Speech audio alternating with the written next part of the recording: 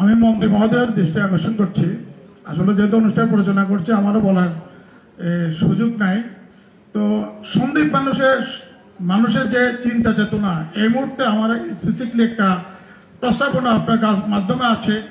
আমরা দেখেছি দীর্ঘ সময় ধরে আমরা আন্দোলন সংগ্রাম করেছি সন্দীপের ঘাট নিয়ে, মানুষের বিভিন্ন সমস্যা নিয়ে।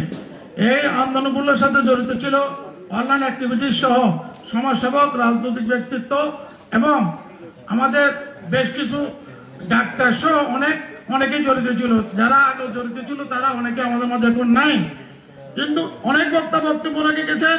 এই মুহূর্তে মানুষের চাওয়া কি সেই কথা কেউ বলেন না। এই মুহূর্তে মানুষের চাওয়া আমাদের ঘাট আমরা ফ্রি করে দিয়েছি। গত অন্তর্বর্তীকালীন সরকারের আমলে একটা শুনানি হয়েছিল বিআইডব্লিউটিএ এবং টিসি সহ রাজনৈতিক ব্যক্তিত্ব, সমাজকর্মী এবং সাংবাদিক সহ একটা শুনানির মাধ্যমে ভাড়া নির্ধারণ করা হয়েছিল। সেই ভাড়ার পরে আজকে আবার কিছুদিন পূর্বে বিআইডব্লিউটি কে অন্ধকারে রেখে কে বা কারা কোন উদ্দেশ্যে কিভাবে সন্দীপের মানুষকে অতিরিক্ত ভাড়া দিতে হবে এই ধরনের একটা ভাড়া নির্ধারণ করে দিচ্ছে 250 টাকা থেকে 300 টাকা। এইবার আমরা মানি না। 120 টাকার ভোট ভাড়া 200 টাকা, এইবার আমরা মানি না।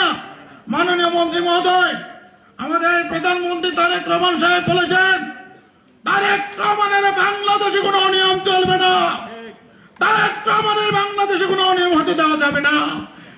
আমাদের অনেকেই বলে রাম রহিম জনেরা বলে এখানে নাকি ঘাট যারা পরিচালনা করে তাদের কাছ থেকে আমাদের কিছু কিছু ব্যক্তিরা কমিশন খায়, কমিশন করে রাখায়।